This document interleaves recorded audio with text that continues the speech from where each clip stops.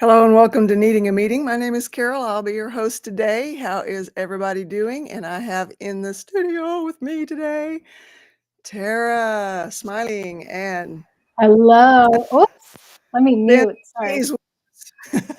I had an echo going on. Sorry. I don't know if you could hear that. I hope you couldn't hear that. No, nope. Excellent. Hey, how are you doing? Good. How are you doing?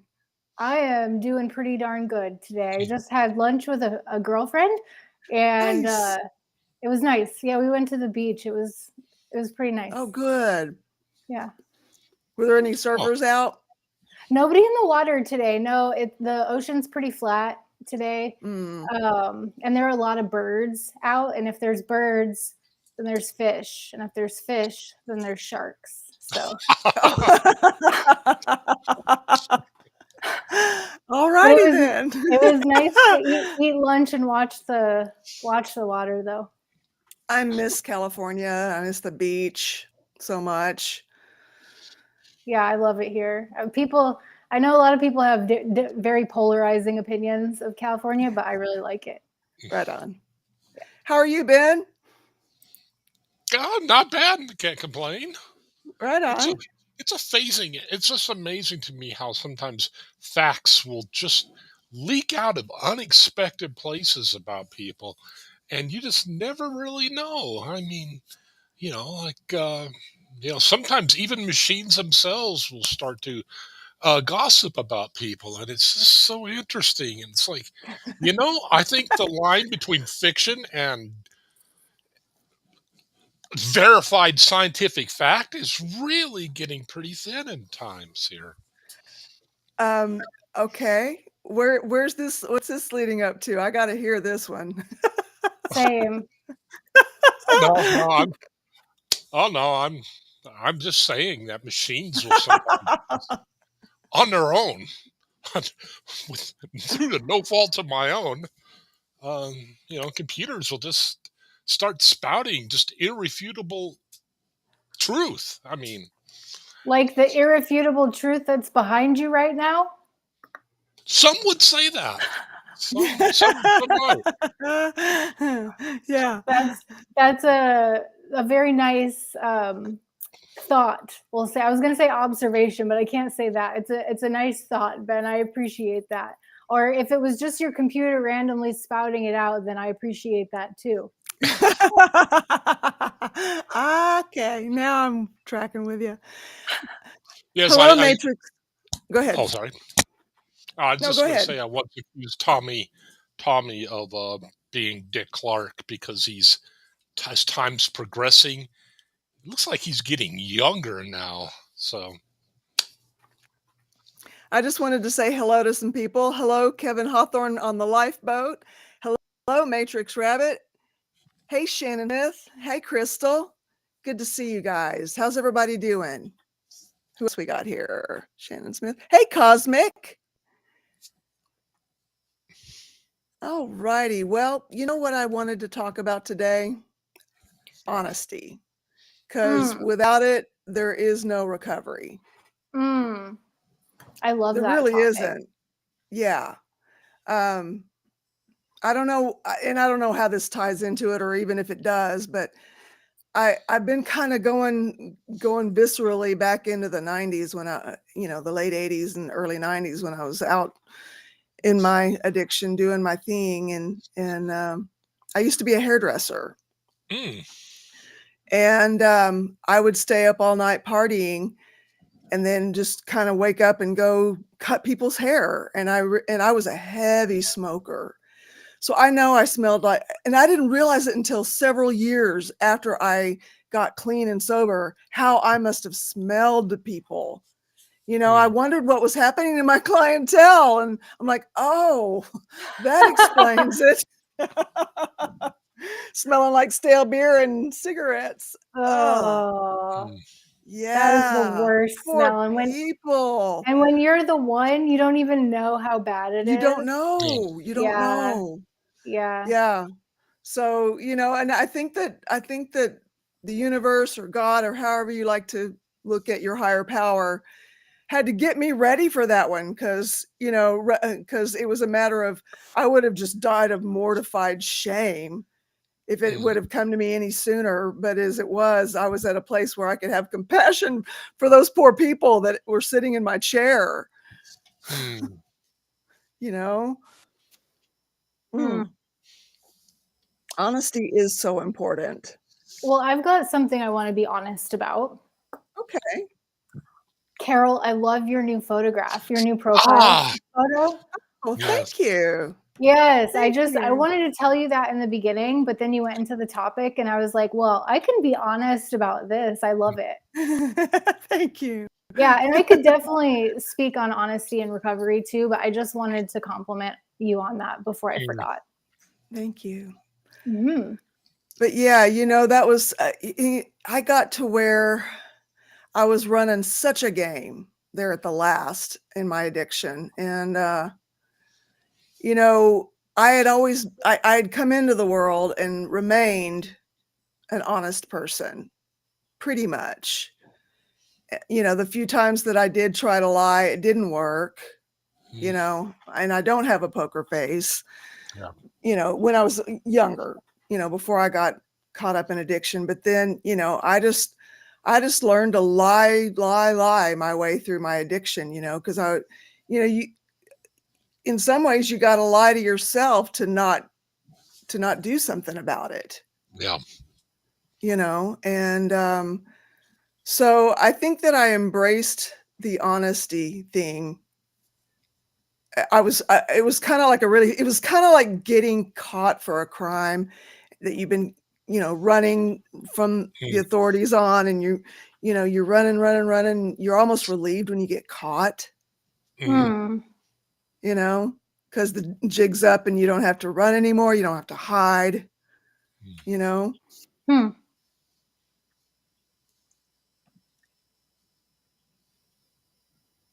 I like Shannon Smith's comment. Hey, Cosmic.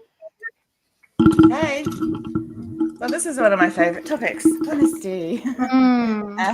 Especially considering that I find it very difficult to not be honest to a fault at times. I should probably be a little less honest because, well, a large part of it is the neurodivergency and not knowing how to sometimes know when the right time is to be honest. Like if someone asks me if something looks good on them, I'll tell them the truth. Like I'll do it kindly, but if they really like the dress and I just should, and they think they look good, I don't know if I can't pick up on that. You know what I mean? Like that's a social cue. I can't read it. So I tend to say to people, don't ask me unless you want the truth. You know, and also I've learned to say, do you like it first? And if they say yes, I go, no, it's fine.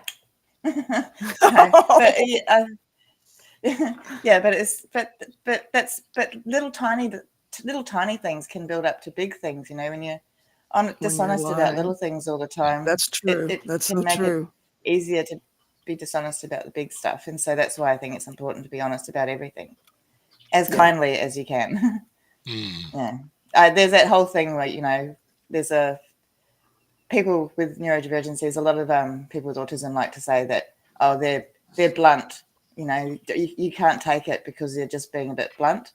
Well, you can be honest without being cruel, and just because you've got a neurodivergency doesn't mean you have to be mean, you know. That's true. Yeah. Hello, But, KTS worker. Good to see you. Oh, there she is. Go ahead. Yeah. So I just think that, and that's why I think when you start being dishonest about little things like, as far as addictions and stuff, when you start hiding it from people, that's when you know you really got an issue. So, that's true. Because you're being dishonest. Well, you're kind of being honest with yourself because you know you got an big enough problem that you need to hide it. So. Yeah. Yeah. Asperger's, and I'm terrible at corporate politics. You can be honest without being mean, for sure. Yeah, I don't think I could handle corporates either, because I just don't. Oh yeah, I always struggled with that. Let's see. There was some great comments. I have to be honest. If not, not good, says Matrix Rabbit. Let's see. There was one way back here too.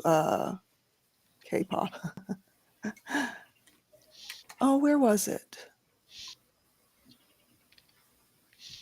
Addiction and lying seem to go hand in hand. True that. Tony B says, I can bust my boys all the time. They can't stop smiling when they lie. That the addiction and lying one was from Shannon Smith. Shannon Smith, I can't live with myself if I lie. Yeah, it eats at you. Those lies will eat away at you if you have any hint of a conscience. When you do you consider lying not saying what you should say, lying as well, like by omission? I don't know. It depends on what it is. It really does. You know, the little things, yeah, you can omit if it doesn't make a hill of beans at the end of the day, you know. I guess I mean the big things. if you're not saying something that's big, isn't that like a lie by omission? Lie by omission. Even if the other person doesn't. Yeah. A lot of people think so. That's a tough one. Yeah. Well, see, there's certain things that I don't think people need to know, like personal stuff. That's personal. But I feel like when it affects other people, that's when I feel like it might be a little bit of a gray area. But see, that's something I struggle with a lot, is whether I should tell people certain things or not. And then it feels like, to me, it feels like I'm not telling the truth because I'm so open about everything. Usually. Right. I used to be. Yeah. Yeah. So now it just feels like I'm not, because I'm not telling everybody everything. I'm not being honest. I'm hiding myself. Old age 60, I'm a man. What am I supposed to say when my partner asks me, does my bum look big in this? You're supposed to tell her that you like her bum. I love this question. Or if you, I mean, it might make her mad, but if you say something like, don't make me answer that question. I love you. Don't make me answer that question. Well, see, that there is a direct yes, it is. That's why I said it might make them mad, but if you don't want to lie. But I like Carol's answer better. I think just tell her you love her bum. Yeah. That is a good answer. It's a great answer. If my man said that, I'd be like, "Come here, baby." Yeah. Well, see, I'm a bit of a smart bum, so I'd be like, when doesn't it though? Yeah. That's KTS worker believes that omission is denying authentic self, and there is something to that. I can see that. That's what I feel. I think that's what I'm struggling with at the moment. So. Okay. And that's exactly, I don't know if that's why people can pick up on, some people through a lot of training can pick up on deception or stress. They don't really pick up on deception so much as they pick up on stress, because we as social creatures, there's an unsaid contract. And when you're lying, you're kind of putting yourself under a little bit of stress. So that's when you get people, a lot of times they'll change the subject. And a lot of the cues that we give off are completely subconscious. It's because our conscience knows, you're not being honest here. That's what gets a lot of people in trouble. Also, so for me, I pick up on patterns. So if someone tells me something, and then later they'll tell me something that's a little bit different, and then later a little bit different, and later a little bit different, and that's when I realize, okay, that their pattern is not consistent. Because it's just like reading a book and you're going through and you're seeing, and the author is not the continuity is not there. I used to write to the editor when the books were, not the continuity was out. So it's something that I pick up on. I can't pick up on facial expressions or anything like that. So it takes me a little bit. I need to have conversation. And once I have conversation, I can start picking up on the inconsistencies. But that can take a long time. And if someone's really good at it, they're very consistent. So, that's when other people's dishonesty really gets me. So. Well, and it's one of those things too that there's a lot of absolutists out there that will say, "Oh, if you move your eyes this direction, you're lying." No, you have to baseline the person. You have to find what that person's like. What are their normal mannerisms? Some people do facial scratching a lot. It could be an adapter. It's just the way they do. You do it at an inopportune time. If somebody's talking to you and they're telling you something like, "I'm not quite sure," and they start doing that, the blood will rush to the face when you're lying, and some people cause. But if you're talking to somebody who does it all the time, it doesn't mean anything. So. I have lied by omission before if it's not important, says Shannon Smith, and KTS worker says, but that's my whole foundation for my alcoholism. The honesty thing. Shannon Smith, I don't feel like I need to tell people everything I think at all times. Yeah. Hello, the lifeboat. I'm Good to working on see that. you. Yeah. You are most kind, Matrix Rabbit. Thank you. I'm doing a lot better today. I'm so glad to hear that, Matrix. You've been having some rough days. So good that you're having things are getting better. It makes me happy to hear. What were you going to say a little bit ago, Tara? In regards to the lying omission thing, Yeah. I think I can't help but think about the steps in the 12-step programs, and they teach that if an apology is going to hurt somebody, then not to do it. And so that leads me to think, and I like that policy. I think it's a great policy. I think that the lying by omission thing, if something that you were going to say might hurt somebody, then I don't necessarily think it's lying by omission. But I guess there's a line there. I guess, like you were saying, Carol, it depends on the situation, because it might hurt them more to not know the truth. True. Well, if you think of it one way, would you rather know if your partner's cheating on you than not? That's one thing where lying by omission could really hurt someone either way. Yeah. Telling the truth or lying. That's an interesting that's topic. A biggie. That's a big one. Yeah. I would rather not know. I would rather not know. Really? I don't think I'd be able to not know. I'm very intuitive and observant, and I think I would know, but I would rather not. I would always want to know, because I just can't handle people, the background lies, because you have to lie to cheat, and that's, if you can lie to me, then you don't love me. I've never not known. I've never not. I've been cheated. I've never been in that situation. I've never been in that situation, but I was just thinking, like, what if someone I knew was, what would I do then? That would be my big quandary, because either way you can hurt someone. You can hurt them with the truth, you can hurt them with not telling. So it's just that's what I mean by, like, it comes down to it is a situational decision, I guess, in every instance, but it's so black and I always thought honesty and lying was black and white, but it's really not. Sometimes there's shades of gray.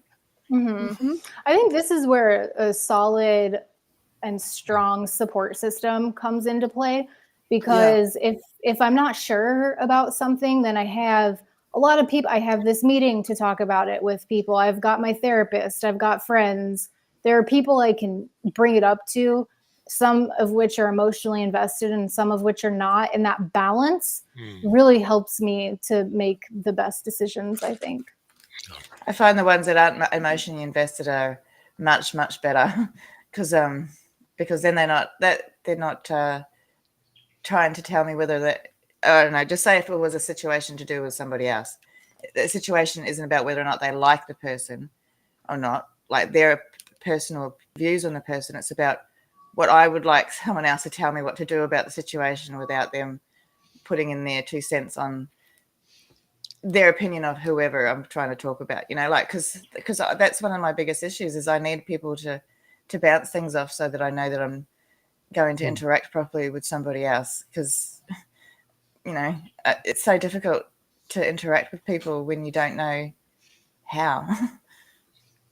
And that's when honesty is so important to me, because if I don't do that that underspeak, you know how sometimes people, like I do double entendres all day, every day, but the underspeak where people are being a little bit passive aggressive and they're not actually telling you what they want to tell you. Yeah, it's like I can't read that.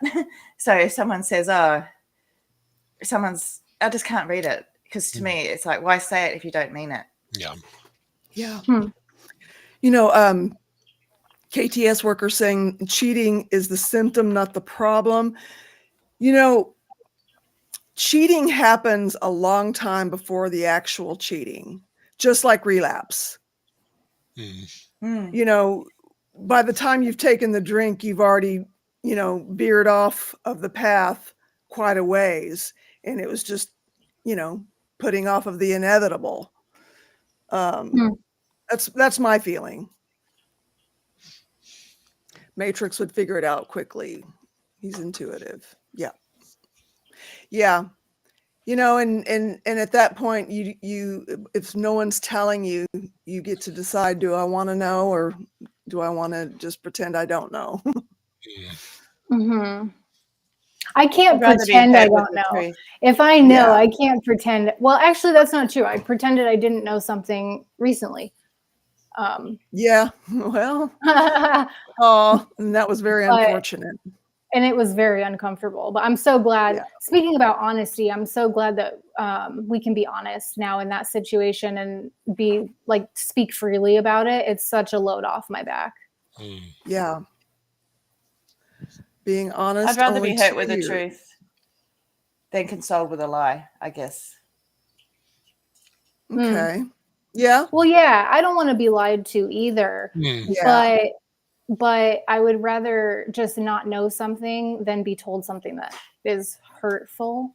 Well, that is true. You know, like, because there's a whole, you know, when someone says, I need to talk to you about something, or there's something I need to tell you, or, you know, that whole I'll tell you about it later type thing. I'd rather not know that they're going to tell me about it later.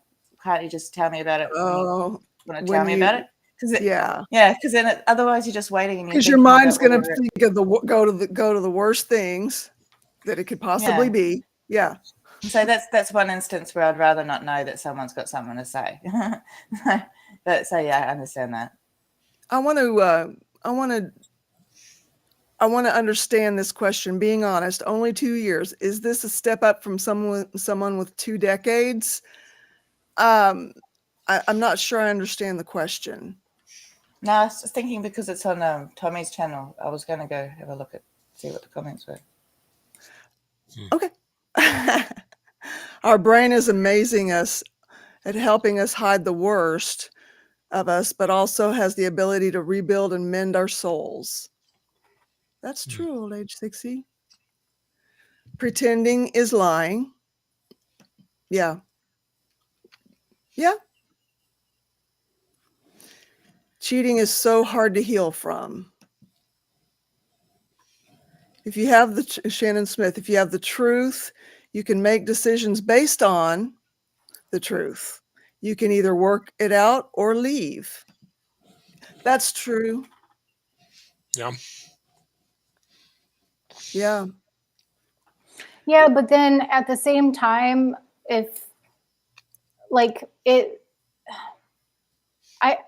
so I'm not proud of this. I've shared it here before. When I was doing the dirty white stuff, I cheated on my boyfriend. This was a long time ago. I hope it never happens again. I'm not proud of it. I was doing crack. Okay. I told him, I ended up telling him, because I felt like I couldn't live with myself anymore without telling him, and that we couldn't have a healthy relationship unless I came clean. That actually ended up being what ruined our relationship. And I think it would have been, and from what I understand, it's harder to live with having cheated on somebody when you really care about them than it is to come clean. It's like, who did I do it for? Did I do it for him?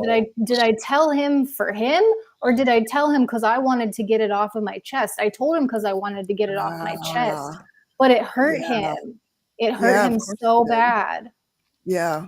Wow. Yeah. So I think that's where the steps come in, and like accept, it says accept when to do so would injure them or others. So you make amends, accept when to do so would injure them or others. And Yeah. so I think in that case, I should have chosen, or could have, not should have, but I could have chosen, had I known then what I know now, I could have chosen to live with that decision that I made, even though it would have been more Yeah. difficult for me. Like, that's the choice that I made, and I deserve to live with that. It was a horrible choice. It was the worst possible. It's like the worst thing I've ever done in my life. And Yeah. so, and I've also been on the receiving end of it, and it stunk. I mean, they didn't tell me. I discovered, well, it's happened with two different people, actually. One of them told me, and one of them, I discovered it. And I mean, the relationships were over at that point. I wasn't trying to work it out at that point. But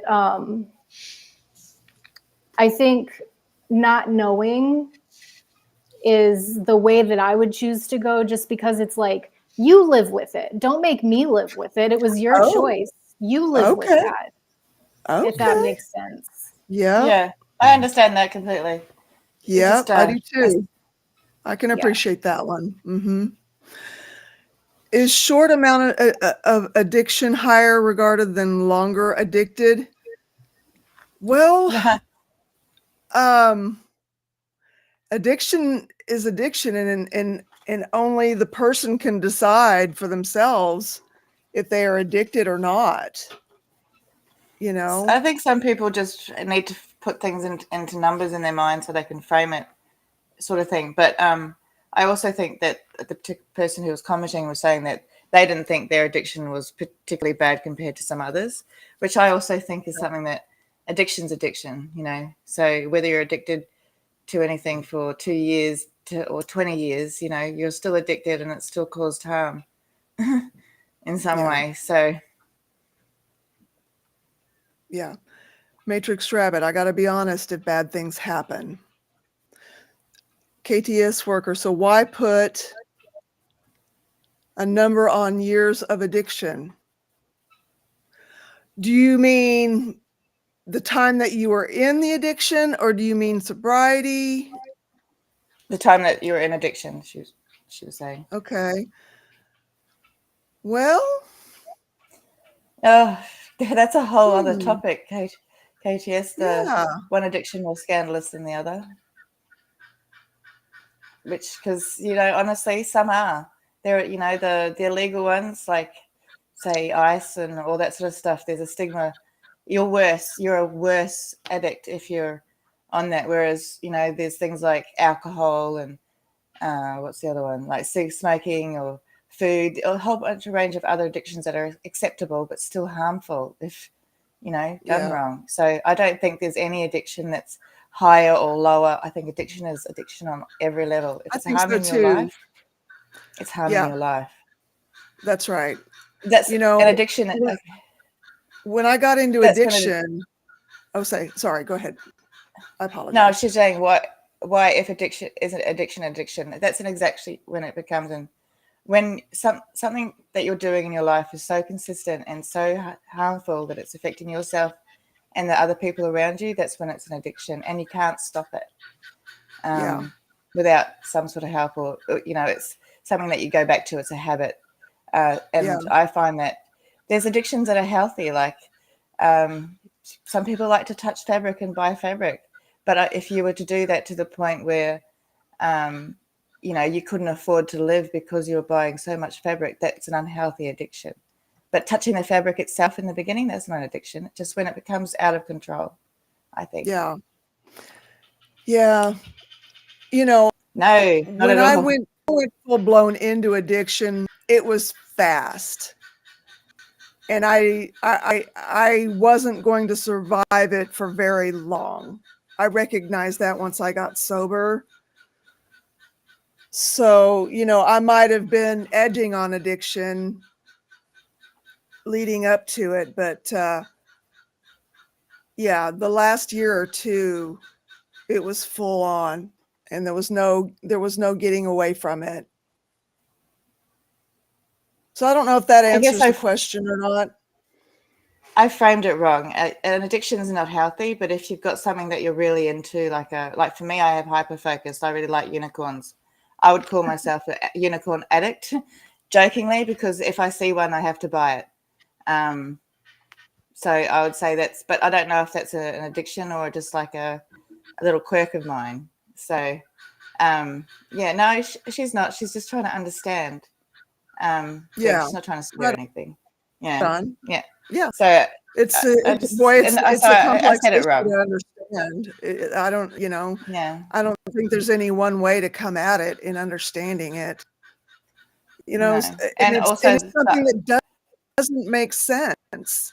don't I mean, willfully do something that you can't stop doing, yet you're doing it, but you can't stop. But this endless loop of it doesn't make sense.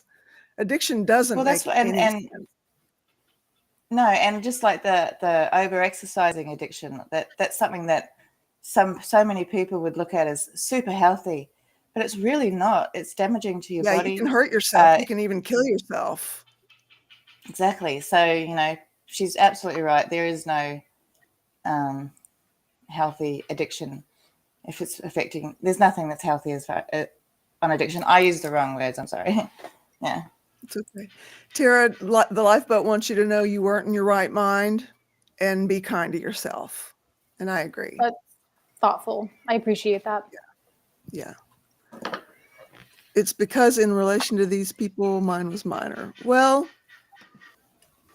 but is addiction major or minor? I mean, it just depends on, did you stop before it got too destructive? Then, well, good on you, But most of us don't tend to not stop until it gets really destructive.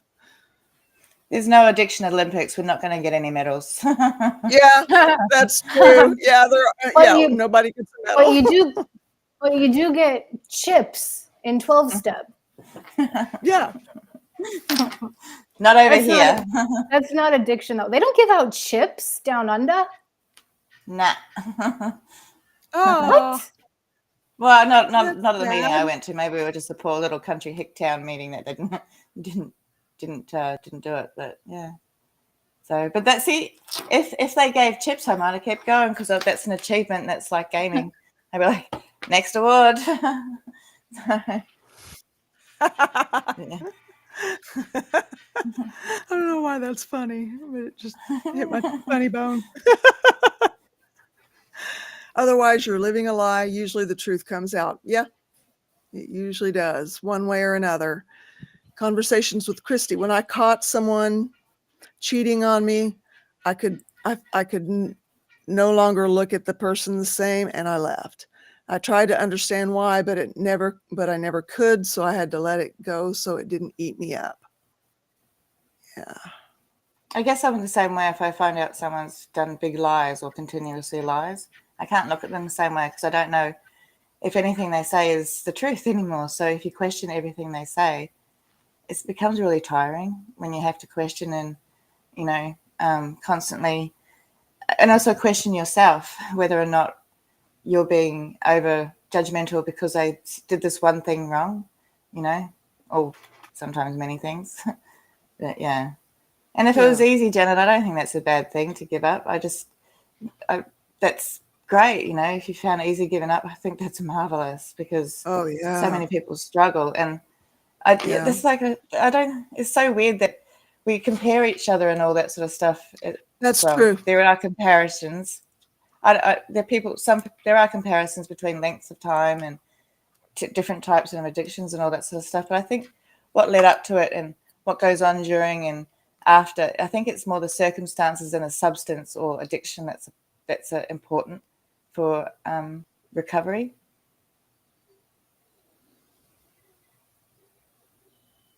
Are you asking or are you saying? No, I'm just saying that's what I was saying. I personally think it's more what's happening around you to have that addiction or have it, or, that's causing harm.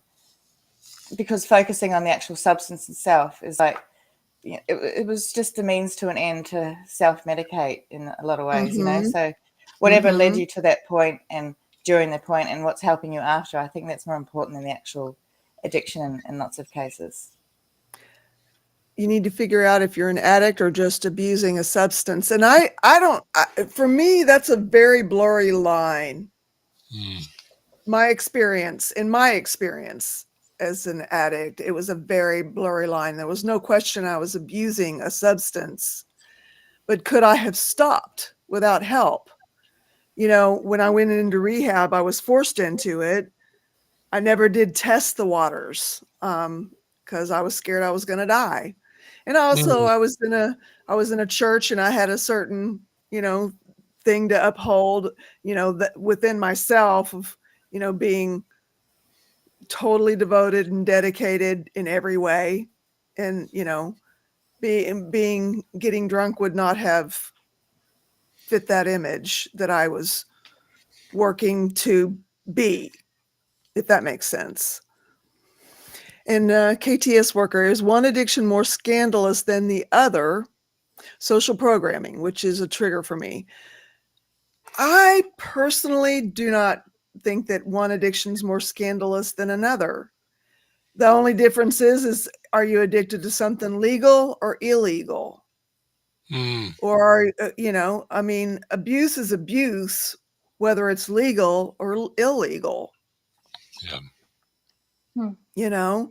And so, if the scandal is it happens to be a substance that's going to get you arrested if you get caught with it, I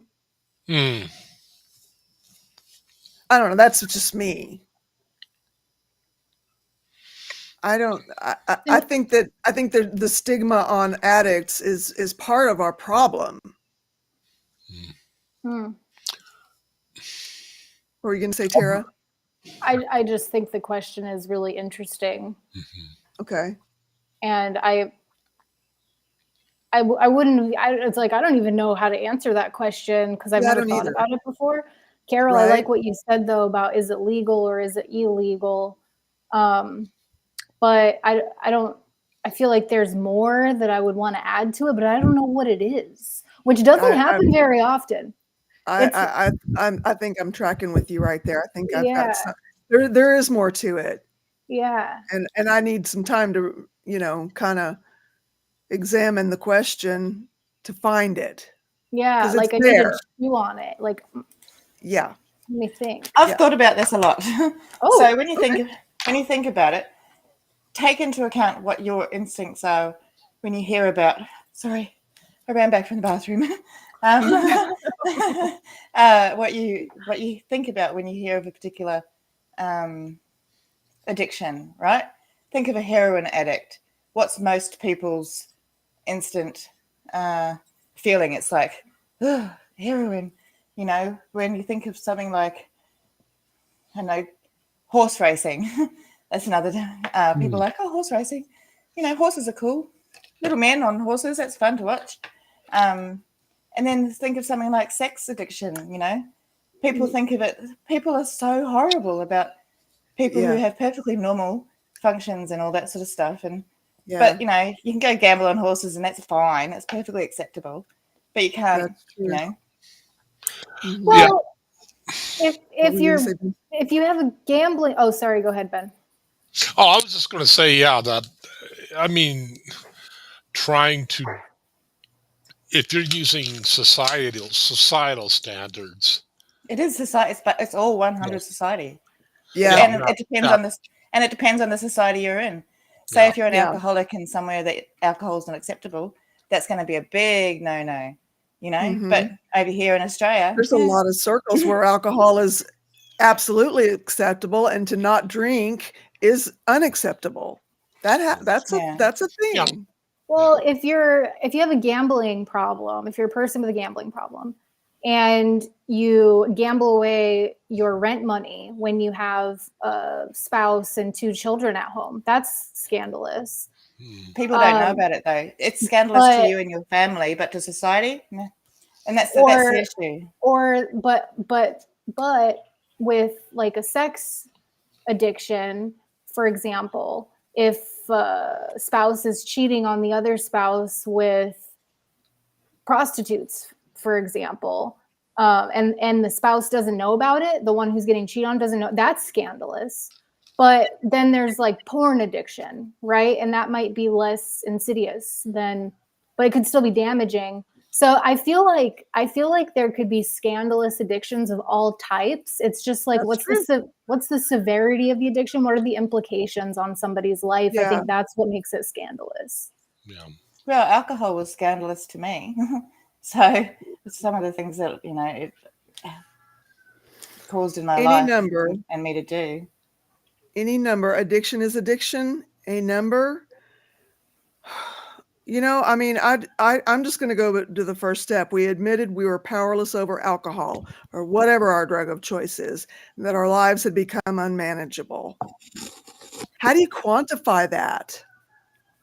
Do you mean the amount of time someone's had a problem? Is that what the question is? Like, addiction is addiction. I think that's part of it. I think also, like, is there Can you read that again? One addiction than another, or Could you read that first line again? Because that was the one thing that I really, really enjoyed about AA was that first. Yeah, I like it too. We admitted we were powerless over alcohol or whatever our drug of choice is, and that our lives had become unmanageable. Lives becoming unmanageable. Because that's what it became for me. My life was becoming unmanageable. And I didn't even know it. As everyone, I had to be told because I was so caught up in my own little world that I didn't realize. So, and I think that's, I guess, in a lot of cases, addiction isn't harmful. It depends on how much money you've got, because you could be a gambler and be a billionaire, and it's never really going to affect you that much. Whereas if you're someone who's on a disability payment or something like that, one going to the casino or whatever could ruin you for the rest of the year type situation, So it's just so many nuances. It's no black and white. Addiction is addiction, and if it's harming you, then there are things such as functioning alcoholics, functioning addicts, but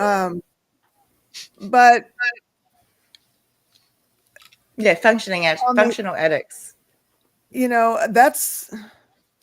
That's almost a more dangerous place to be, because you're still doing harm to yourself, but you can buck up and you can hide it, and you can go on with life and function. And I guess that's when the dishonesty thing comes in. If you're a functioning addict, you're probably lying to yourself that nobody else around you knows, and that you're getting away with it, and that's not actually doing any harm to yourself or your life, regardless of whatever the addiction is. Is that if you're a functional addict, you're probably lying to yourself. Shannon Smith, the longer you are addicted to a certain substance, the harder it can be to quit. Yeah. And the more damage you do to your nervous system, Yeah.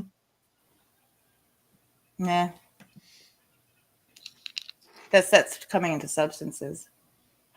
Yeah. Well, and yeah. Well, anything really, because habit's a habit, I think chewing nails is a habit. So that's really hard to stop. Hey, Christy. Hey. Can't.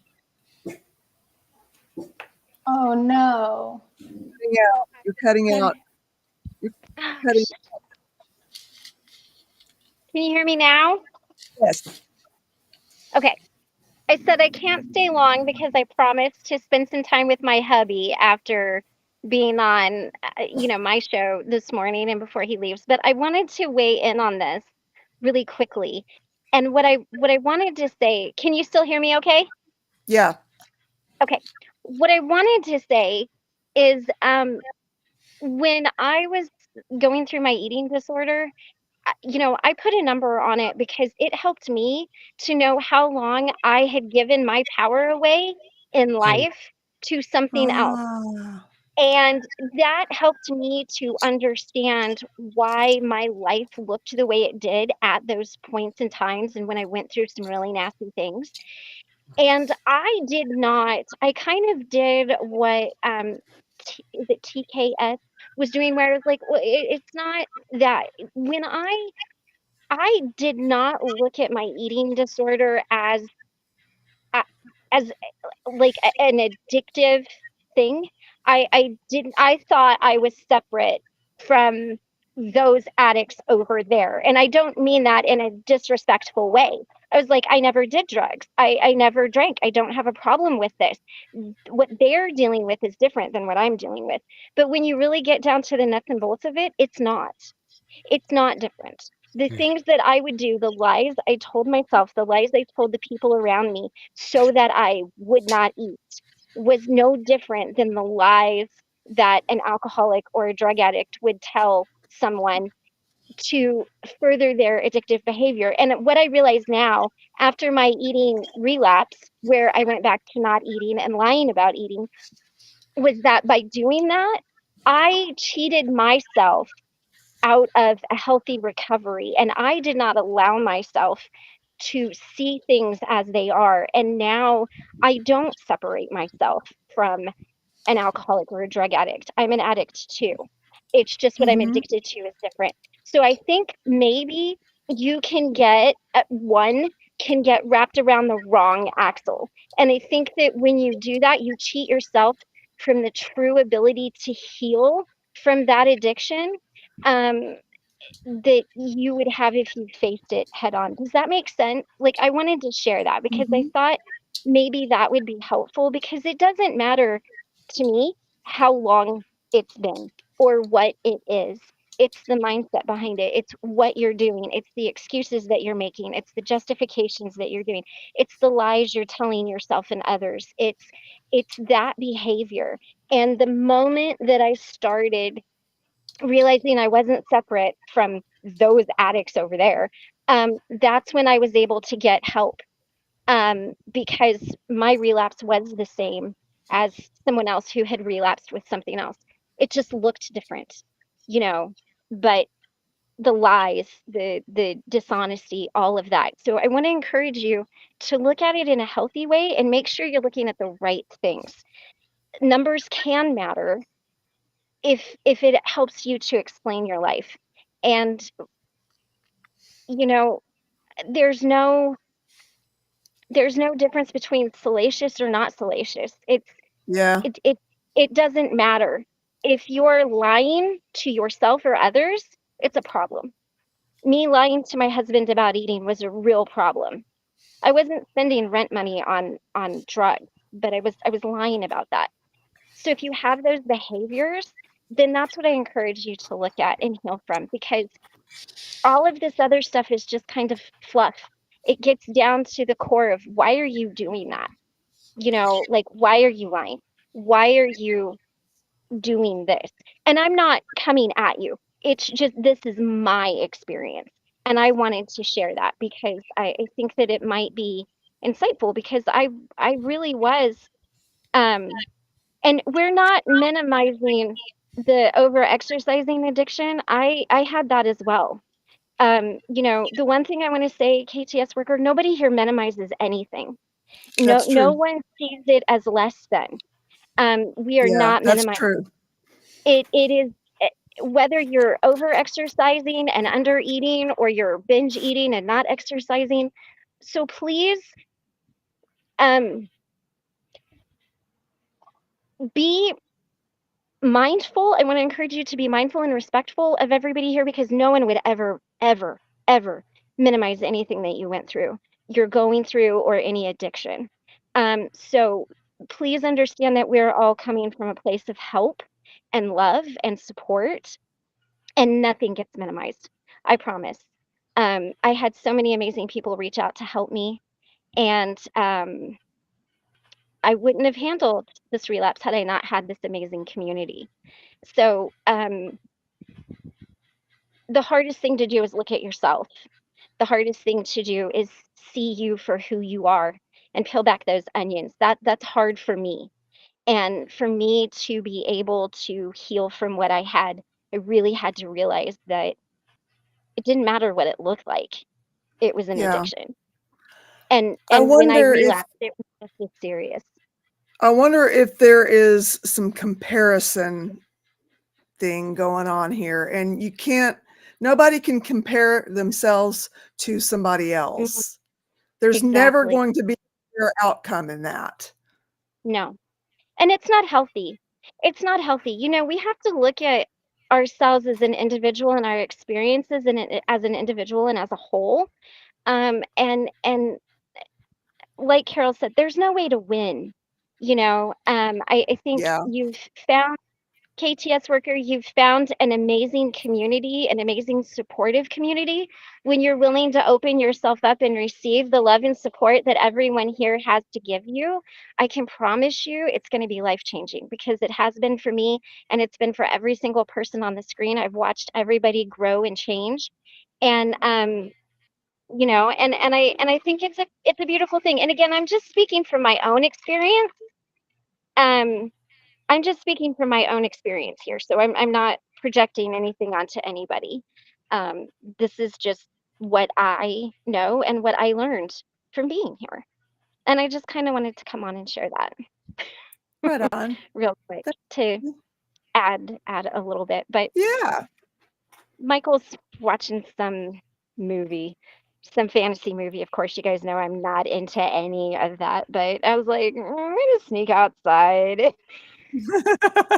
weigh in, and then sneak back inside because I don't really care about dragon movies. So, No healthy addiction, in but my opinion. no, I mean, anything can become unhealthy. Anything. Oh,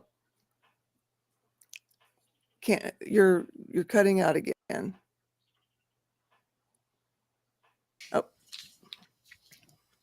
She was waving goodbye. Heather. Hello, Heather. Good to see you. Let me read her comment. I feel my previous alcohol addiction was caused by my past issues. When my doctor tells me I can have a drink, I will try it, but until I'm ready, I'm not interested in it. Yeah. And Crystal says, I feel the same way, Heather. Situational, but I'm still not ready to. yeah. Yeah. I was always too scared to try opening that door. I didn't know what kind of Pandora's box it would be. So I just felt like it was best to not open it. I think the years that you are in an addiction can sometimes make it harder to quit. The longer you've been addicted, the harder to quit. Maybe. Well, yeah, if someone like perhaps I think it's situational, but I think if it is someone was too. Everyone's addicted, different. yeah, if someone was addicted for like 3 years in their teenage years, they got clean and sober, they've been clean and sober for 30 years. I'm not talking about you, Carol. I'm just saying, like, for example, and then someone comes in and they've been abusing drugs and alcohol for like 40 years, and now they're trying to stop. It might be difficult for the person who's trying to get clean and sober to hear from the person's perspective who only used for a few years that you can do this. They might be like, you don't know what you're talking about. But Yeah. I think it's subjective. I think it's like there's no way to, like, going back to the comparing ourselves to somebody else. Like, we can't ever know what somebody else's experience is. There's no way that we can say, you were only addicted for 6 months. How hard can it be? You don't know what that person is dealing with emotionally, and you know where their headspace is at. It might be the hardest thing that I might never have faced anything that difficult before in my recovery. Like, we can't compare ourselves. So yeah. I don't want you to quit talking, KTS worker. Not at all. I'm not in any way offended. I'm not, you're asking questions that are honest questions for you, and we're doing our best to, speak from our own experience, and that's really all we got.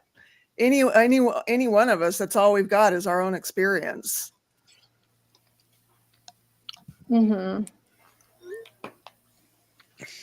Janet G. Yeah. What if quitting was easy, but it took way too long to actually be ready to quit for real, for fear of what might happen? That is what is confusing to me. When I did quit, it was easy. It took me years to commit to it. Okay. Hey, Misha. Hey, Ned.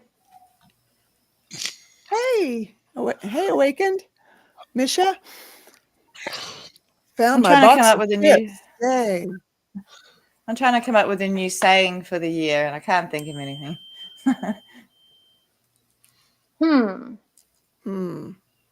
I have to feel know, we can- Cosmic. This is off topic, but it's just bugging me. What is that you have? I mean, I Yes. see the board, yeah, but you have like little white things with it. Oh, it's like one of those. They're called white lady message boards. So you put you get numbers and letters, and you can put little messages up and stuff. But you see them on they're very Insta. It's a very white lady Insta thing. So, but yeah. So it'd be like, be blessed or something. I don't know. Oh, It's okay. something I that thought it was a puzzle or something. I was just trying to figure that out. No, I just got one that's LGBT friendly. I've got a slogan or motto or whatever for 2024. It's just a proposal, right? Yep. So 2024, the door to so much more.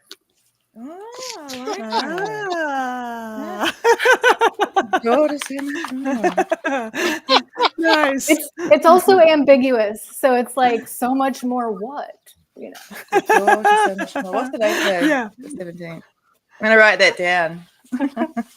Heather, I feel we can heal from addiction, but we need to heal first. Yeah, well, I think that's never going to be not part of the process. I mean, I'm 30 years into sobriety, and I'm still having to heal from a heck of a. In fact, it's almost as if I'm faced with healing more now than I did even then. Safe travels, Janet. Yes. How is have you adapted to the new medication you're on, Carol? Are you finding it easier? No, well, I had to quit taking the one that I started a week or two ago. Okay. All it was No, doing no, was no. making me feel sick and like sleeping all the time. Mm. And it wasn't any one symptom that you could name put a sickness ID to. I just didn't feel good, and felt really, really bad. And so she said, if it makes you sick, just discontinue. So I started Adderall this morning. Oh, okay. So I'd like to know how that goes for you. Me I too. would like to know too. How did you feel after the first? Did you feel anything after the first I'm not day? noticing anything, I maybe I'm able to focus a little bit better than I'll kind of know more as I go throughout my day.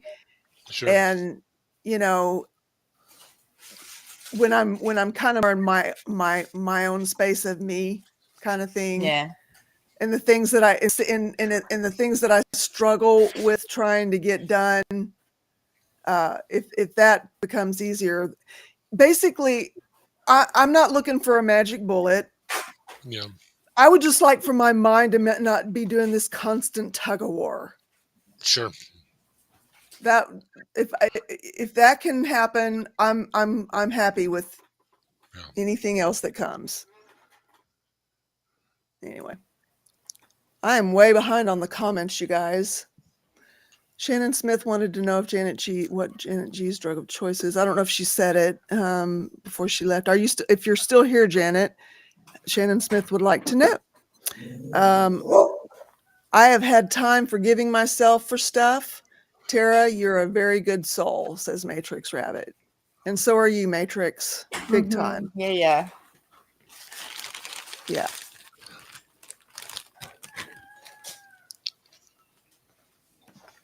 conversations with Christy, that's how I feel. If I can no longer trust trust you, then what's the point?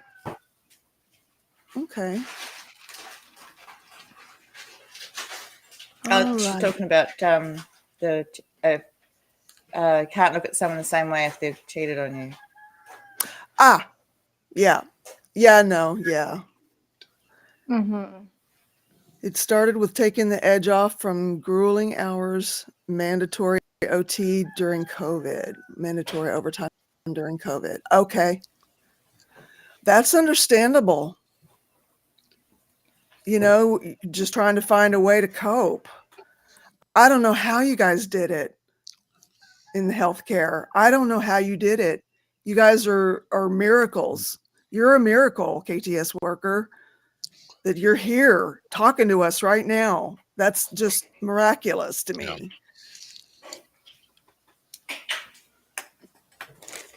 It was frowned upon to take time off. Yeah. My husband is a certified nurse's assistant, and so I'm a little bit familiar with what the expectation was. He ended up having to quit where he was, and he has a different job now. So he's still doing nurse's aid, but he's just tending to one person. So I know that there were some hospitals here. They just did some horrible things with their employees because they were getting, during the pandemic, they were getting free from the state.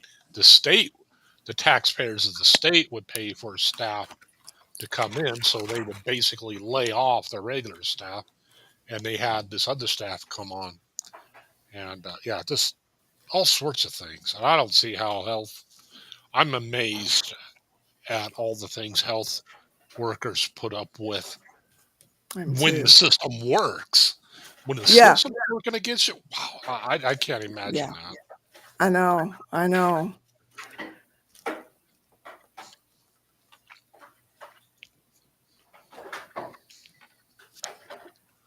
Oh, okay. I don't know. Is Janet G still here, or did she? No, she's gone. She's got on a plane. Oh, okay. Let's see. I think I used to think that my experience wasn't as bad as others, and that my eating disorder didn't make me an addict because it wasn't a substance. I realize now that it was a very unhealthy way to see it. Yeah, Christy. And she's also saying here, it made me not take my actions seriously, and therefore I didn't have to take responsibility. Now I see what I went through is no different than the things that others with different addictions went through.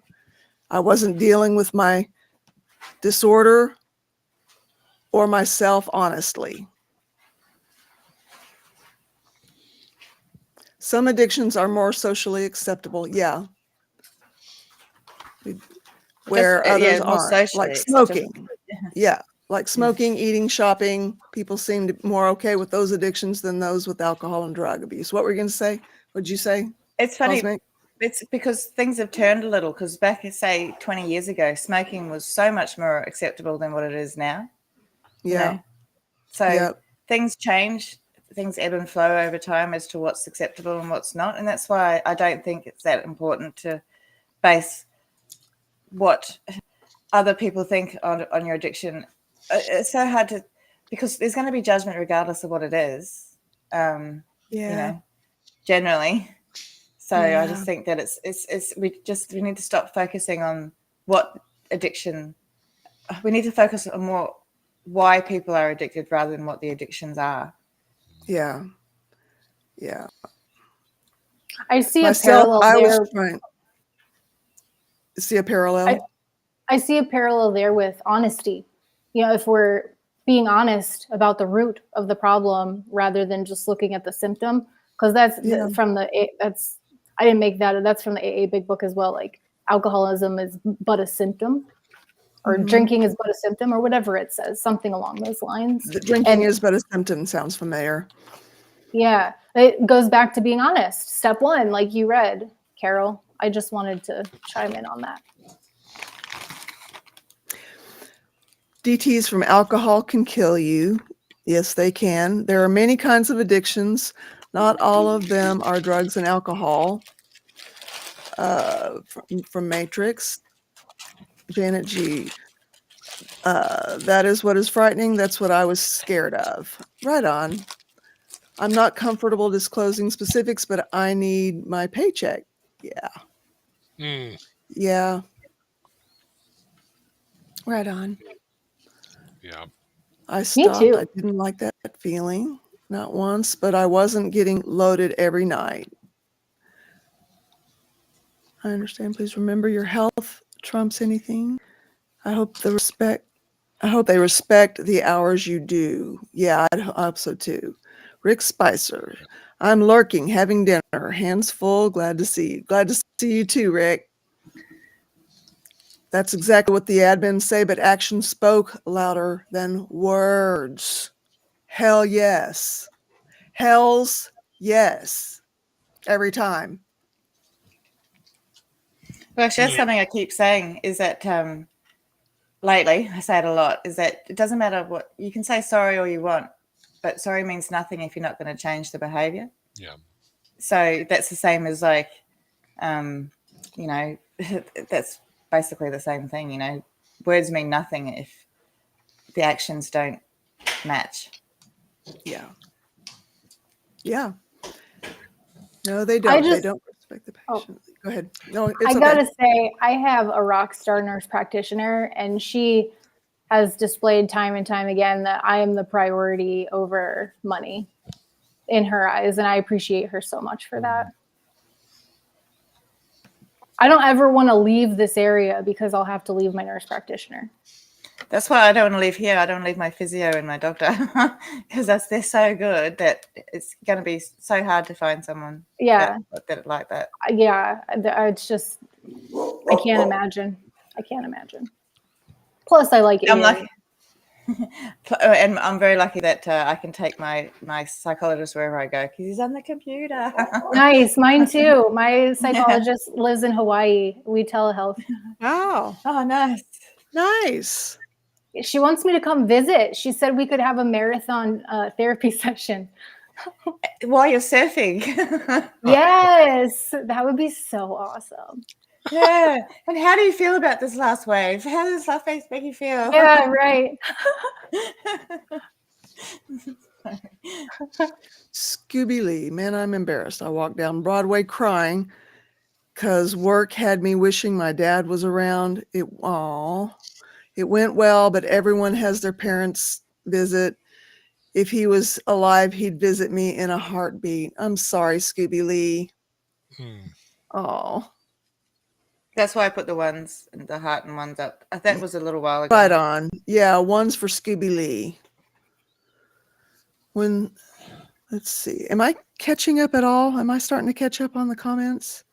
You're making progress. Okay, Janet G. I didn't mean it like that. Y'all It's are okay. laughing like I didn't. It was so encouraging. It just tickled my funny bone somehow. I love you, Carol. I love you. Me too. How long one gives away their power over the behavior of using the drug of choice. KTS, glad you're here. I understand the number thing. Yeah. Cosmic and Christy explained. Yeah.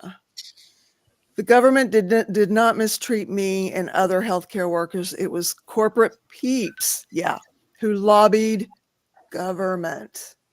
Yeah, it's generally the people who have no, they don't even know what they're talking about. It's just about the money. It's like the lobbyists who go into government and all that sort of stuff. It's just about how much money they can get for their corporations, rather if they're doing the right thing. In old age 60, I am so sorry about your diagnosis. Hopefully there's a good prognosis. Did they give you encouragement that there is a good prognosis? Thank you so much for the straight talk today. Right on, Stacey Allen. That's what we're here for. We'll make it Yeah. crooked tomorrow. Yeah. Trauma comparison doesn't serve anyone. Yeah, it isn't a contest, that's for sure. If there I are think any in a lot of shenanigans- ways it's also just trying to understand where you fit in the whole scheme of things rather than a comparison, because that's generally I'm not ever going to say mine is worse or less than others, but I would like to know where I fit, basically, like Mhm. so yeah. Stacey Allen, you know what? I needed to hear these things too. I sure did. The message was from the beginning. Yeah. I was trying to figure out what you were spelling out.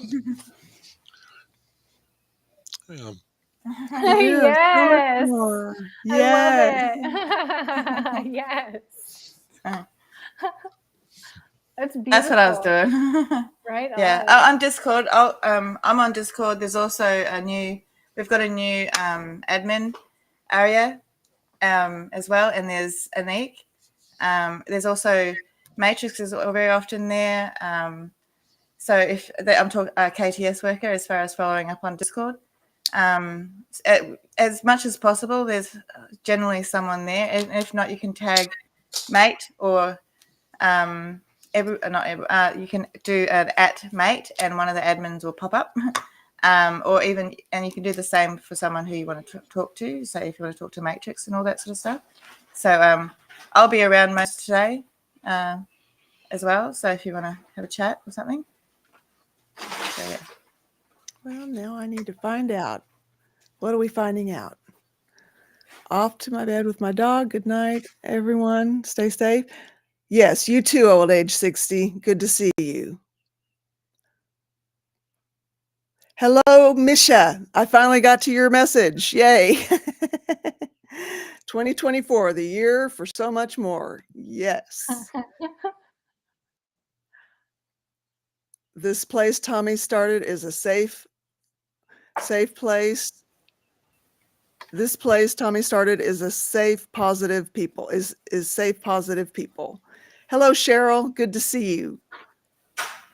Welcome to Needing a Meeting. Since you were looking for more nice people in your life, make it a friends wanted board. Just for smiles. No, I don't like people. I might actually get people sending in applications. Yeah, I hear you, got one KPN. murderer. Not a miracle, you were forced. Yeah. That sucks. Mm-hmm. Really sucks.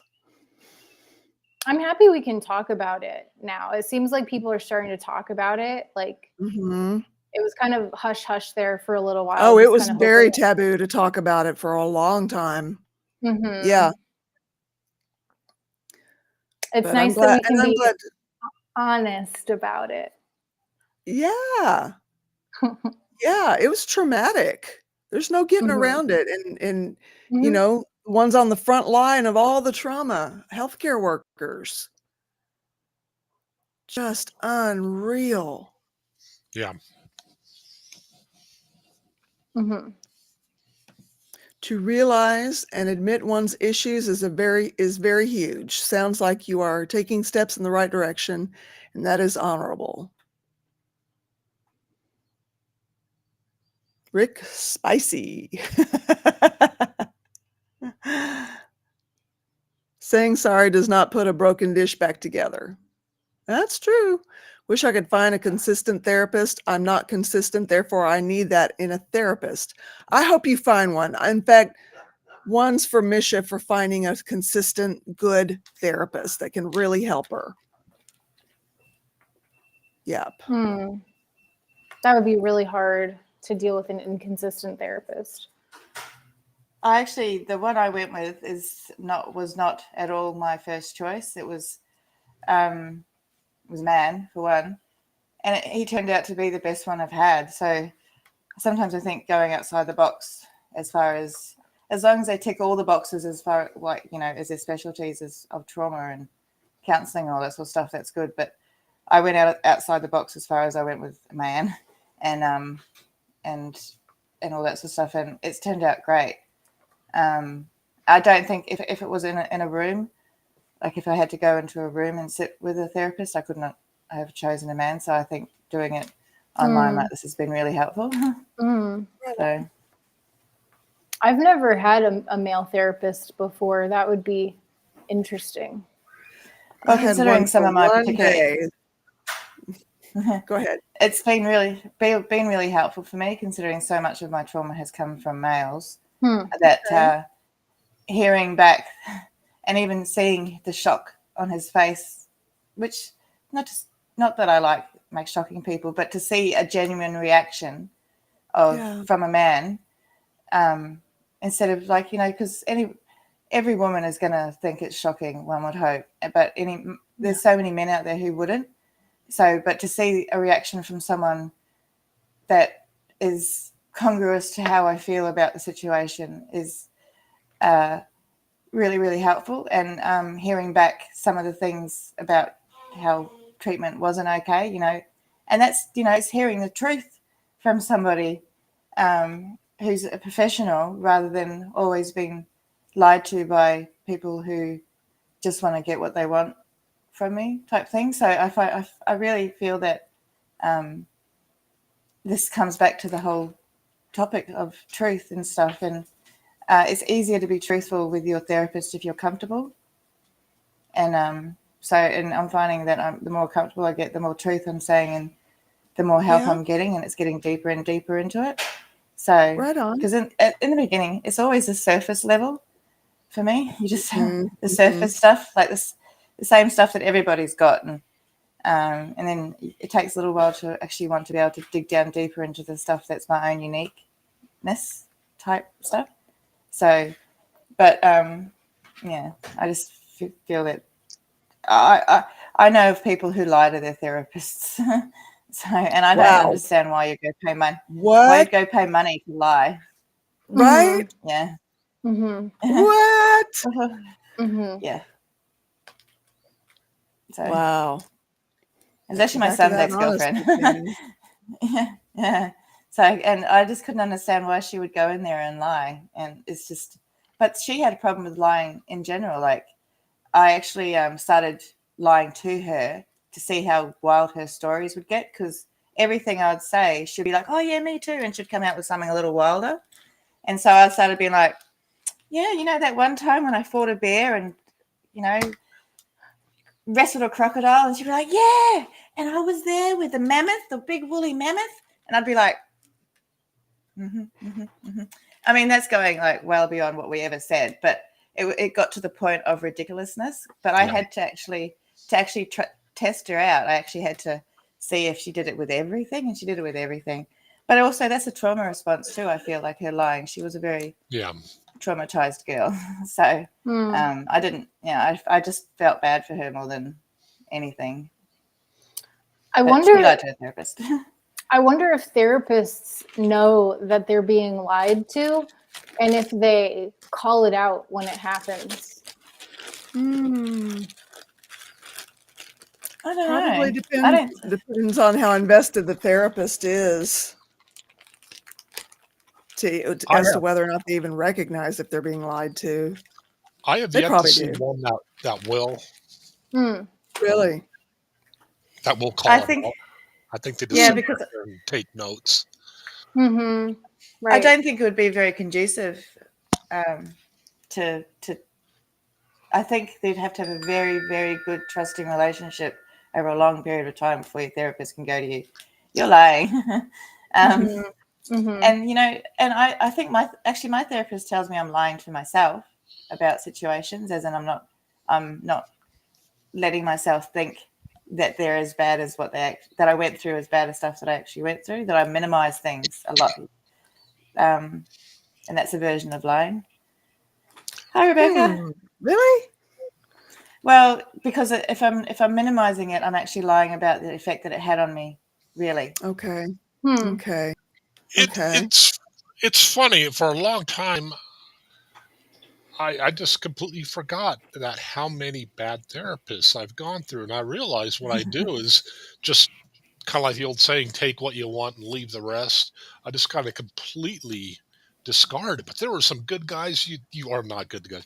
There were some people you thought, "Oh yeah, yeah, yeah," and you go away going, "Loser."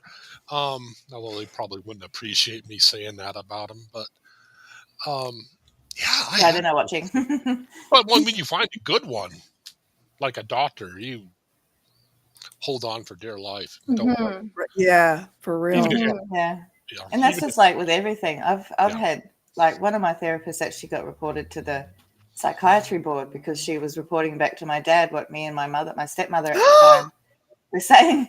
Oh, Oh yeah, yeah. In the U.S., that's yeah. illegal. Yeah, Oh Well, my in gosh. Australia, it's yeah. highly illegal. Yeah, and my stepmother was going through a It's illegal divorce here at the too. time as well with my father, and Whoa. part of it was she had to go see this particular therapist because of some, I don't know, something to do with it. I was pretty young, and I ended up seeing them because I had I had my first psychotic episode at the time. Ended up seeing her as well, and yeah, she would, and it would be really strange because I'd tell her stuff in therapy, and then a couple of weeks later, my dad would start talking to me about, in a roundabout way, some of the things, and I'd just be like, "This is really strange," and I'd never pick up on it, but my stepmother did because it came up in the divorce that the therapist was recording sessions and my father was listening to them, and I'm just thinking, but that hasn't turned me off therapists because in every bunch there's a bad apple.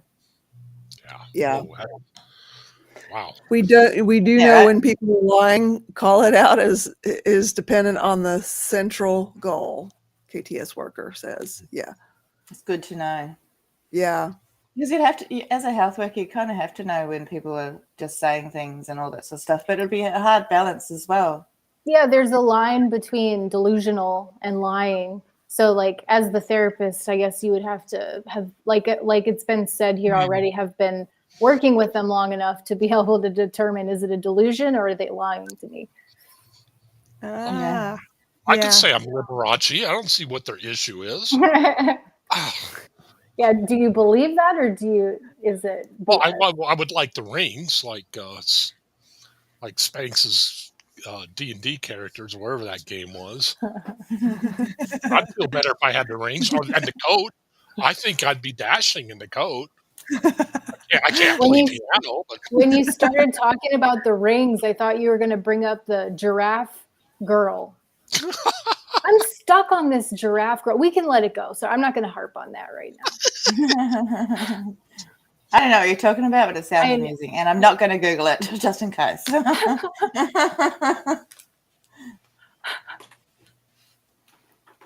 Oh, is that actually on your screen? I thought it might have been a little Bluetooth, blue screen, or whatever they call them, green screen.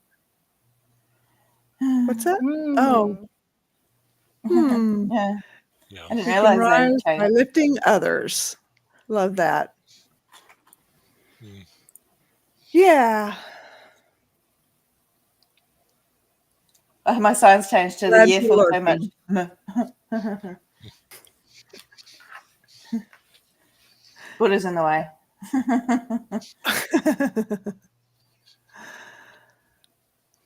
I actually tidied my desk. I see. You I love sure it. did, and the I love flowers it. look amazing. I love the Nice. Yeah, flowers. these are Christy mums, chrysanthemums. Chrysanthemums. Yeah. They're Yeah, beautiful. Do they smell? Oh yeah, that's what your guys are in fall, aren't you? yeah. Oh, wow. These are our Mother's Day flowers, chrysanthemums. So we Aw. get them. So yeah. Do But they I There call are them fall Christy mums. flowers. No Yeah. smell. They don't have a No. smell. Nah, and because I killed them, so they're going to go to my best mate after I'm done with the flowers and stuff. Oh gosh, Crystal, that's terrible. Yeah, Cosmic Christie. I had a counselor Oh my gosh.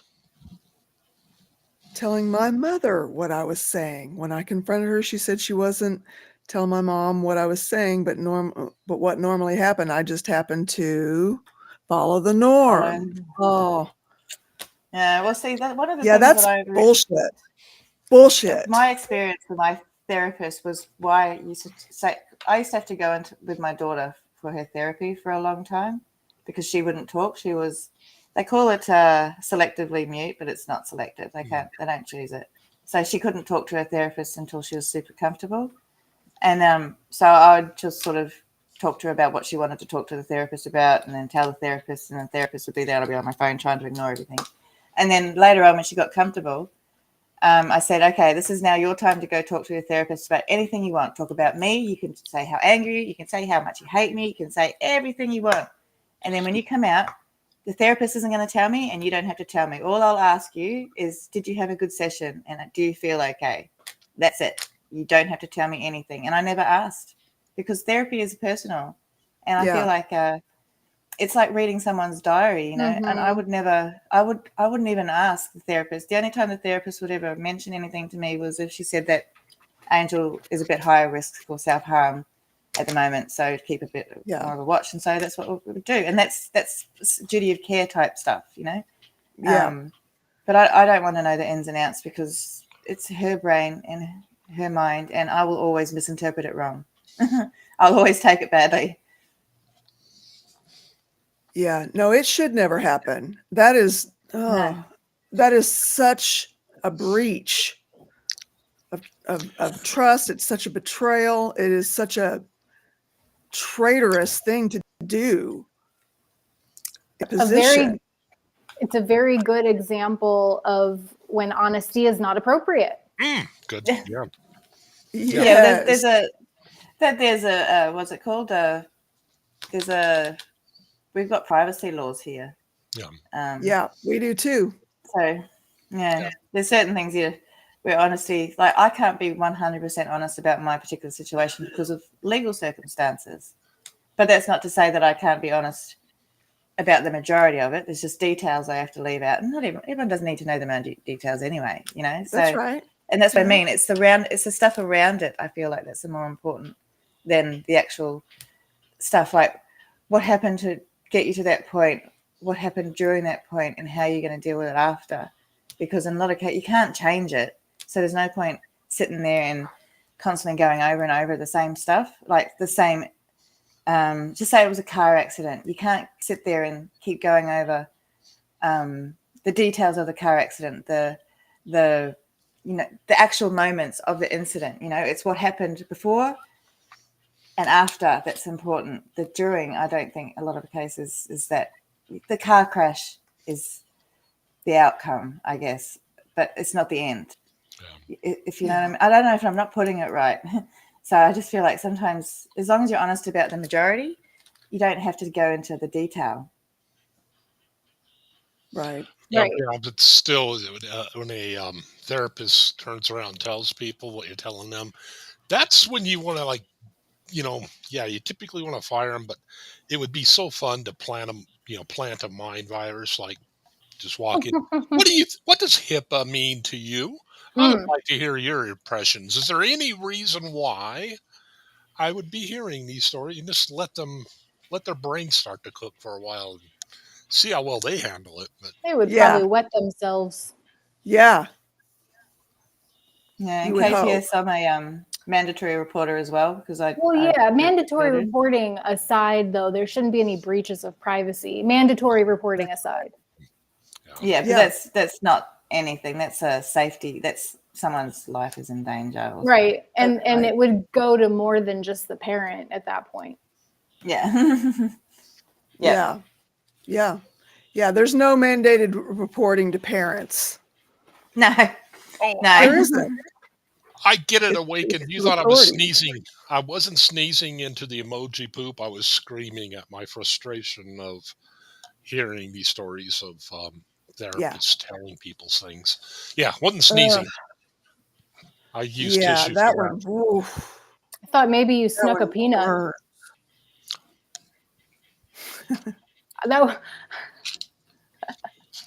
In honor of Lord Kisfreak getting a positive call. Is he here? We got 3? Tres? That looked like 3. It's not hot. If you're here. At lunch? Huh? What's that? Sorry, Carol, what'd you say?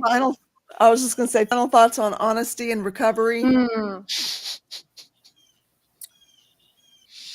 I think honesty is the beginning of it all. Absolutely. I do too. Yeah. Yeah, that's when the real recovery begins.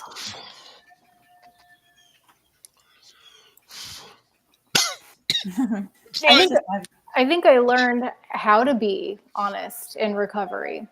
In Yes. terms of learning what to share and what not to share, like what's best disclosed. I don't know if y'all can hear that. It sounds like there's someone hooting and hollering out there. I was wondering where it was coming from. Yeah. But it's not distinguishable. Yeah, I'm safe. I'm safe, but yeah, there's something. Just like with my neighbors, I ignore it. Yeah, I don't know. Unless there's something to worry about, I ignore it. I think back to what I was saying, I think that I learned how to be honest in recovery in terms of what to share and what not to share. Yeah. And the lying by omission thing is interesting, but yeah, it is. I think it really comes down to, is this going to hurt the person or not? Because I don't want to be the source of someone's pain ever. So it's like, I want to be as honest as I can without doing damage. You know, and how is it going to hurt them? Is it going to hurt them in a way that the truth hurts, but once you accept you're on your way to freedom? Or is it going to be destructive? You know? Mm-hmm. The hurt. Yeah. And I think it goes back to, I mentioned this already, but since it's final thoughts, I think having a strong support system to fly ideas by, like if I'm not sure about something, I talk about it with my best friend or my therapist or a family member, all of these people. Like I'm flying it by I'm journaling about it. I'm meditating, I'm doing all of the things to try and sort it out before I make a move so that I don't look back and have something to apologize for. Right on. Oh, great and powerful Tara. You have a meeting tonight, don't you? Where can people find that? On Discord, the Tara Smiling server, it's at 6:00 Pacific time. And I would love to have you there. If you cannot find my server, you're not already a member and you're interested, you can email me at tarasmiling@yahoo.com and I'd be happy to send you a link. Okay, I'm going to put that in. Thank you. Thank you, Ben. Thank you, Carol. Thank you, Cosmic, just for being you. Okay. I got put on a new medication yesterday. Ooh. To be honest, I am a bit worried about it. But I actually got put on this, talking about honesty, because I was honest with my doctor that I didn't want to go on endone or anything of a addictive sort, but I need something for pain relief. So she's got me on this. Yeah. It's a NLG, I don't know, meloxicam. So it's apparently it's like a super strong anti-inflammatory. Yeah, and I'm worried if about it if you deal with inflammation, you stand a better chance of dealing with pain. Well, but I'm more worried because I'm now required to eat to stop pain. Because you have to eat with these because it's really bad to have anti-inflammatories on an empty stomach. Yeah, so makes sense. Yeah, so that's my fear about the whole thing is now it's my pain relief is tied to my inability to eat. So, did you tell your doctor about that? Yeah, no, I'm very honest with my doctor. She knows it all. Yeah. So it's just and that's one of the reasons why she put me on this. Just to eat. Did she give any? Did she give you any good? Just to eat. Okay. Yeah, well, it's just to have, and it can be something tiny and all that sort of stuff. It's just something in the stomach. Yeah. So it's part of my issue is control of myself, and one of the reasons why I have this eating disorder is because of control, and now my control has been taken away because of something else. So Yeah. that's my little thing for today. So, but I'll deal with it because this pain is unbearable, and also it was my choice. I chose to do this because I didn't want to go on a drug of addiction. So Yes. yeah, so that's my little battle for the day. And to be honest with myself, I'm putting off going to the chemist because then I'll know I'll have to have something to eat to take it. But yeah, but I'll deal with it. I'll have a little fight with myself, and we'll argue, and I'll stomp off there and have a little tantrum. So it'll be fine. Are the ones for Cosmic to eat? Is that what we're wanting about? Thank you. And Cosmic, I can relate to what you're saying because I talked to my nurse practitioner this weekend about what the process of coming off of ketamine looks like if someone's trying to get pregnant. For the record, I'm not trying to get pregnant right now. I'm just curious, like if I ever want to think about starting a family. And she wants to test my hormones. And so she ordered a labs for me to get my hormone levels checked. And I'm just totally procrastinating. It's like, I want to know, but I don't want to know all at the same time. So I can relate to dragging my feet. Right, I'll go later. I have to admit, that's the first time I've ever had such a powerful endorphin hit off of. Ben being honest about his endorphin rush. Well, normally for that kind of level, I usually do the sauna and then jump into a tub full of ice for 4 minutes and then go back to the sauna and do that. You get a huge endorphin rush from doing that. And they found that actually works for people who are cutters. That's one of the treatments they use for them. Really? Oh, really? I'm surprised to hear that. And I guess it makes sense that they want the endorphin rush of. So it's like, here, do this instead. And right on. I suppose it depends on the reason why you're doing it. Yeah. In the end. I just do it for grins and giggles, but. Well, no, I'm talking about harming self-harm. There are different reasons behind it. But it sounds ridiculous to me, like all these things that people do for fun. It's like I'm just going to go roll in a field of prickles to make myself feel good.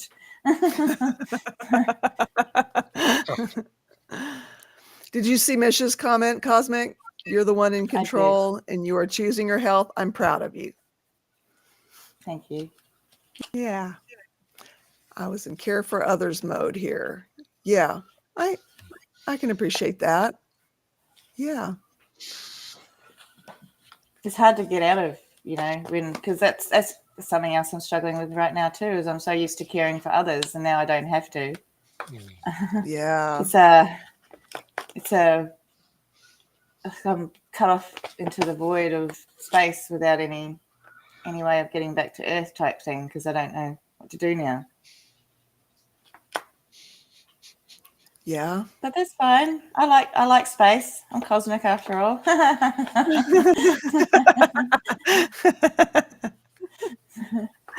Has he moved? That's why I use that example. Has he already moved or is he getting ready to? Who? You, Cosmic. Oh no. Oh yeah, no, my son. We drive down on Sunday. So we've got today, it's Friday here.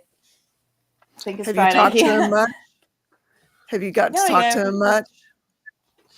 Well, it's just the same. I'm not trying to make a big deal out of it, but because we're going, it's going to take 2 days to get down there. We're doing about 6 or 7 hours each day.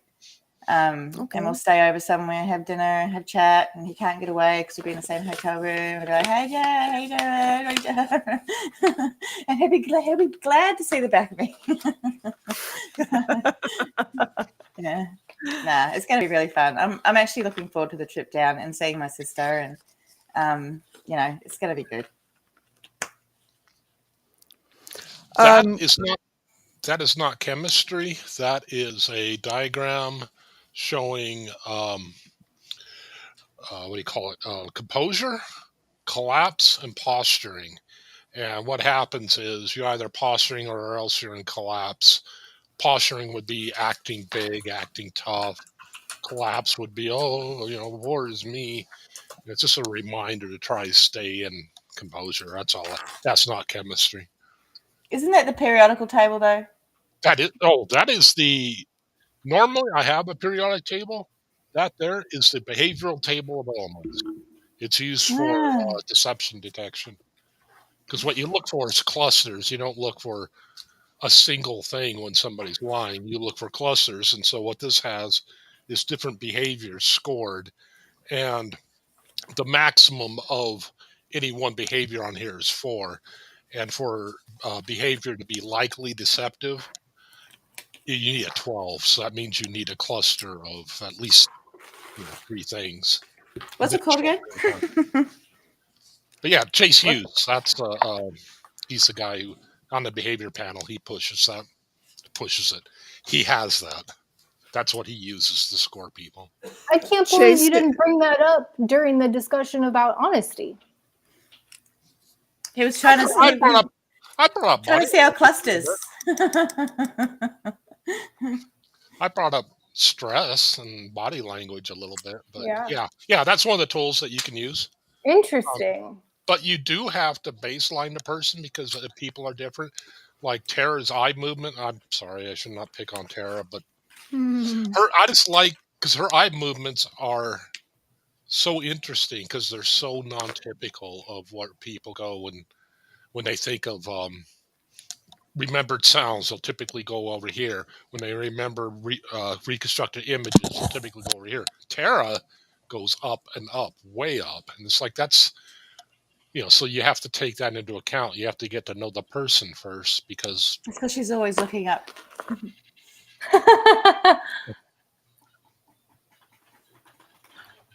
See, I'd be interested to know if that works on neurodivergent type people because we don't have the same type cues and body movements as you can. That's why you have to baseline them, and because they'll have a lot of idiosyncrasies.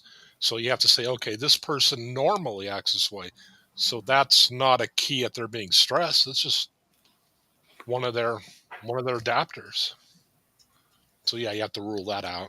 You look for change is a big thing. You look for change in people's behavior. That's the indicator usually. I like to use this more as an indicator for stress, trying to figure out when people are stressed more than being dishonest. But that's just me. Thank you, KTS worker. Good to see you.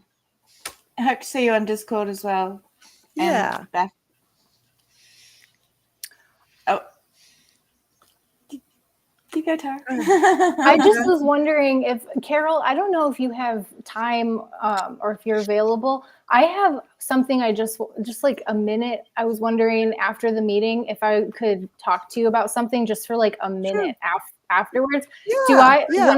When I leave here, do I just go back into the waiting room and then you'll hop back on, or do I need to stay on with you to the end? Why don't you stay on? Okay.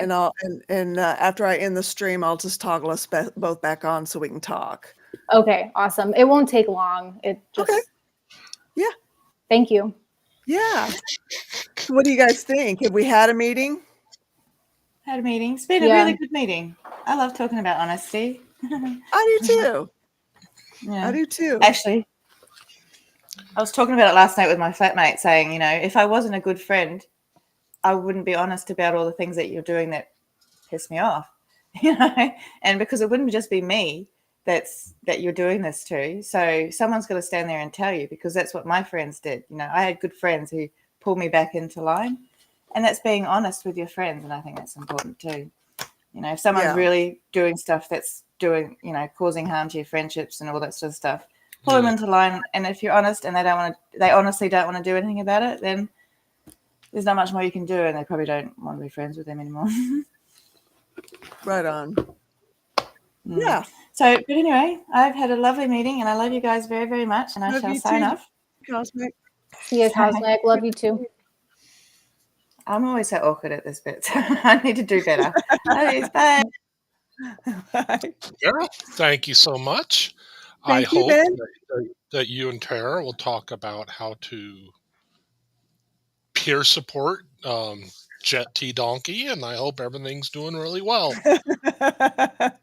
I love your name, Ben. I was going to ask how honest that is. I've never hucked cheese, at least intentionally. I've dropped a lot of cheese. I can even dare say I've cut a lot of cheese. But Me too. Me too. hang on. Nice. You're okay. You have a great, awesome evening. You too, Take care. Ben. You too. All right, you guys. I'm gonna just toggle this right here, and then I'll toggle you back in. Thanks, you guys, so much for such a great meeting. It's never ever anything without you, and I appreciate and love each and every one of you. Couldn't do this without you, and hope to see you again next meeting, which is tomorrow at 3:40 Central Time. And until then, peace, y'all. Come on now. There we go. Here we go.